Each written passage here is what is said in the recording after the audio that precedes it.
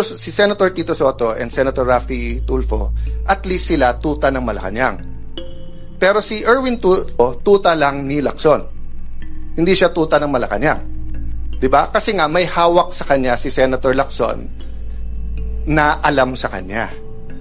Yung sinabi niya na may tatlong kumausap na wag pumirma. Unang-una, yung dalawa kakampi na nila. Pangalawa, yung kakampi lang isa, nagsabi kay nakwento din sa akin yon. Sinabi kay Erwin, kami ang ginaganito ngayon. Ito ang hawak sa'yo. 1, 2, 3, 4, 5. Isang araw, ikaw gaganon. Kaya nung una, hindi rin pumirma si Erwin. So, yun ang mahirap sa Senado. 24 lang kami. Araw-araw kami nagkwekwentuhan. Minsan nagiinuman pa. Kaya kung magkwekwento kayo, ayusin nyo kwento nyo kasi alam ko rin yung kwento eh. Di ba? Magkwekwento kayo, bitin pa.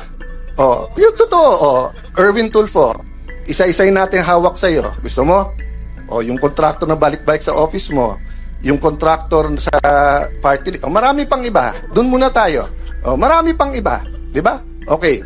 So, sabi nung iba, kung sasabihin mong tuta, ano si Senator Lacson? Hindi na po tuta si Senator Lacson, aso na po siya. Strategy. So, ano strategy nung kabila? Palabasin ng manggulo. Sila nagpapasok sa NBI. Sila nagsabi sa NBI, full battle gear kayo doon. Sila hindi naglagay ng membro. Sila ang hindi nagpausad sa bills natin. Authorized naman sila na mag-buy kami, etc. Diba? Sila yung nananakot sa kapwa natin membro na lumipat kayo kung hindi makukulong kayo. Sila ang meeting ng meeting sa Malacanang pero pinapalabas nila, tayo unproductive, tayo magulo. Yun ang strategy nila. Ba't tayo papasok sa strategy? In one sense, kailangan mo sagutin yung issue. So like yesterday, pinaalala sa akin nung ating comms, stick to the issue tayo, which is truth. Diba? Na hindi tapos ang laban. Pero ayoko rin naman isipin ng tao, winaldas ko 700 million. Ni 5, may discretionary fund na pwedeng kunin ng Senate President. Maraming previous Senate Presidents, tens or hundreds of millions kinuha. Ni 5, hindi ako kumuha doon. Tapos sasabihin nila, 700 million, ginastos ko. Tapos wala.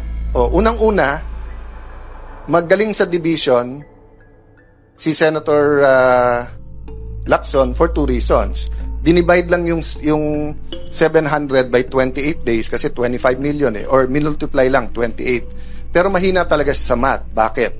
Because 12 is not 13. Pangalawa, akala ko ba sabi nyo tanggal ako nung June 3? O ilan araw ang May 11 hanggang June 3? O, paano naging 28? Diba? So makikita mo talaga na mahuhuli sa bibig ang isda. Pero bakit nga nanggugulo na nang manggugulo si Senator Lacson? So on one hand, stick tayo to the issue. On the other hand, there are some issues, tactical issues, na kailangan mo sagutin kasi kung hindi, masisira main message mo. So kung ang main message natin is good governance, tapos akala ng tao may anomalya sa 700 million. So sabi niya, isipin mo, walang productivity. O bakit ngayon break eh? Everyday ngayon, 25 million. So kung ngayon sasabihin ko, ang grupo ni Lacson at ni Gatchalian, 25 million today, walang nagawa. Tomorrow, 50 million, walang nagawa. O sa Monday, kung 5 araw na, 125 million, walang, naka-break tayo. Meron pre-trial eh. Diba? So wag natin lokohin ang tao. So, but sometimes it's strategic na i-expose yung ginagawa nila. So, nakita ko to kasi tandaan nyo, political science yung background ko, yung pinag-aralan ko. And uma-absent ako sa school, sumama lang sa tatay ko because I was really interested in politics. I've been a councilor since I was 21 years old. I've been in government. So what's my point? Nung nakita ko na dumami ang mga congressman na bumabanat sa VP noong 24-25, sabi nung iba, ang dami ng galit. Sabi, hindi, naging speaker ako eh. Magaling ang strategy yung speaker. Bakit? Alam kasi nila na sa Pilipinas we have a two-party system. 'Di ba? Sabi ng iba multi-party, hindi, two-party system tayo. 'Di ba? Party on Friday, party on Saturday, election sa Monday, Tuesday, lahat kakampi na sa administrasyon. May maiiwan lang na konting oposisyon. So in a sense, two-party, administrasyon, oposisyon. 'Di ba? Medyo unique lang ngayon kasi yung mga Pinklawan, Dilawan, kumampi, Marcos na rin. Dahil ayaw kay VP Sara. So ang nangyayari ngayon, they claim to be the opposition, but the opposition oppose. They're actually co-administering. Di ba? So, what's my point there? Ang galing ng ginawa nila. Kasi pagka yung congressman hindi nagsalita ng mabigat versus VP Sara, alam nilang pagpalapit na or bumango, kakampi din nila o dalawa kakampi. So, ang ginawa nila, binitawan, sinusuportahan, ginalit, or whatever. No, I'm not saying hindi conviction nung iba sa Quadcom, etc. I'm point, it was a systematic attack. So that nga, hindi na sila, so that point of no return na. Na kung ikaw man si VP Sara, paano mo pang kakausapin yung mga yon? Inupakan ka na ng ganon. Di ba? So, ganon din ang ginawa nila ngayon sa Senado. Pag upo ko, tumitingin din sila kasi katulad, alam niyo naman si 14, di ba? Si 14, ilan meetings nag-attend siya, nagkikwento, nagsama na ng sitwasyon. Etong si Senator Lacson, kung ano ang ginagawa. Tapos nung nagbilangan na, kumampi doon, siya din eventually kumausap sa ibang kasama na bumaliktad, si 14. So ang point ko, anong ginawa nila? Imbis na dumami tayo by them going to us, nung nag-meeting sila, take turns tayo lahat umupak. Kaya alam ko sa grupo nila ang pinakamatalino, si Lito Lapid. Kasi si Lito, parang kasama nyo na ako, pero wag nyo nang asahan, umupak pa ako. Di ba? I mean, si Lito's the most honest and practical.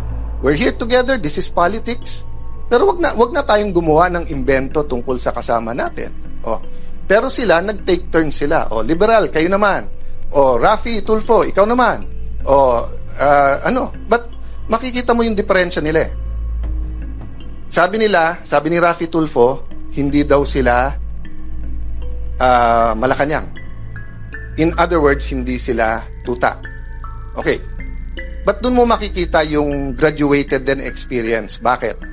Kasi si Senator Tito Soto and Senator Rafi Tulfo, at least sila tuta ng Malacanang. Pero si Erwin Tulfo, tuta lang ni Lacson. Hindi siya tuta ng Malacanang. 'Di ba? Kasi nga may hawak sa kanya si Senator Lacson na alam sa kanya. Yung sinabi niya na may tatlong kumausap na wag pumirma. Unang-una, yung dalawa kakampi na nila. Pangalawa, yung kakampi lang isa, nagsabi kay nakwento din sa akin yon.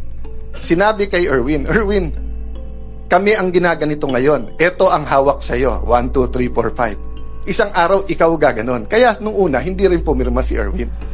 So, yun ang mahirap sa Senado. 24 lang kami. Araw-araw kami nagkwekwentuhan. Minsan nagiinuman pa. Kaya kung magkwekwento kayo, ayusin nyo kwento nyo kasi alam ko rin yung kwento eh. Di ba? Magkwekwento kayo, bitin pa. Yung totoo. Erwin Tulfo, isa-isay natin hawak sa'yo. Gusto mo? Yung kontraktor na balik-balik sa office mo, yung kontraktor sa party, marami pang iba. Doon muna tayo. Marami pang iba. Di ba? Okay. So sabi nung iba, kung sasabihin mong tuta, ano si Senator Lacson? Hindi na po tuta si Senator Lacson, aso na po siya. Matagal na po matagal na eh. Okay. But ano ang ibig ko sabihin sa aso? Anong klase? Iba-iba kasing klase ng aso. Yung kayo po, pagka may utos sa inyo, kayo ay nag-asikaso. Meaning you take care of it. Meron din pong aso-kaso. Ano yung aso-kaso? Tatahol yung aso, kakasuhan. So kung makikita nyo po makikita nyo, ang usual procedure, kaya may affidavit o wala, ang witness itetest mo, wag mong pababasahin ng affidavit. Kasi baka hindi siya gumawa ng affidavit. Si Senator Lacson, binaliktad niya. Hindi, basahin mo na lang yung affidavit. Hindi, sandali, payagan mo muna ang DOJ, kunin yung witness, gagawin yung affidavit. Pagbalik, basahin mo yung affidavit. Hindi po yun ang sistema. Nasaan yung mga abogado na kahit kakampi nyo sa Pinklawan, yung mga dean ng law school, nakita nyo rin yan eh. Noon time na yun, hindi pa panahon magsalita. Kasi akala natin, tama yung pupuntahan. Hindi eh. It's selective justice and some of it's not justice. Yung iba doon, invento. That's why naiintindihan ko yung sakit nung isa. Nasabi niya, inosente ako pa kakasuhan, plunder pa. Diba? So, I won't go there because I don't wanna talk about that now. And pasensya na po kayo. Minsan pa kasi sa putikan yung away, So mapuputikan ka talaga, babato ka rin sa putik.